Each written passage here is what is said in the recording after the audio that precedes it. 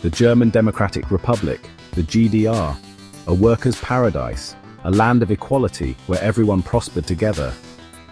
At least that was the story told on the streets of East Berlin, plastered on propaganda posters and declared in fiery speeches.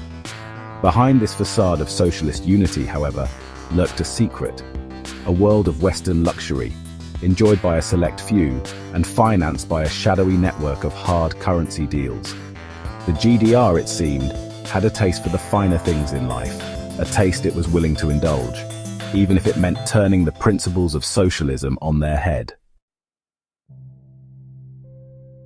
At the heart of this clandestine operation was a man named Alexander Schalck-Golodkowski, the head of a department known as Kommerzielle Koordinierung, or KoKo for short. KoKo, you see, was no ordinary government department. It was the driving force behind East Germany's secret luxury economy. Schalck-Golodkowski, a man with a taste for pinstripe suits and Western cigarettes, was the architect of this capitalist machine within a socialist state. Under Schalck-Golodkowski's leadership, KoKo devised ingenious ways to procure hard currency for the cash-strapped GDR. East German factories, known for their sturdy, if uninspired products, were repurposed to churn out goods for the discerning Western consumer. There was just one small catch. These products couldn't be readily identified as originating from behind the Iron Curtain. And so, East German sparkling wine was rebranded with French labels, shipped to unsuspecting customers in the West.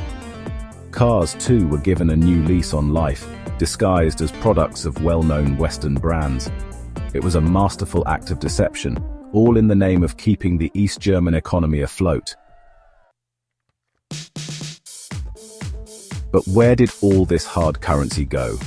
Some of it, it seemed, was used to stock the shelves of a peculiar chain of stores known as Intershops. These shops, off-limits to ordinary East Germans, offered a tantalizing glimpse into the world of Western consumerism. Here, foreigners and a select few East German elite could browse shelves stocked with Western goods, from coveted Levi's jeans to Marlboro cigarettes, all paid for with hard currency. For the average East German citizen, the Intershop was a cruel reminder of the disparities that existed within their supposedly egalitarian society.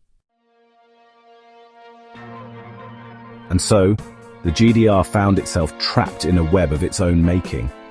It preached equality and solidarity, yet its very survival depended on a system that favored the few at the expense of the many.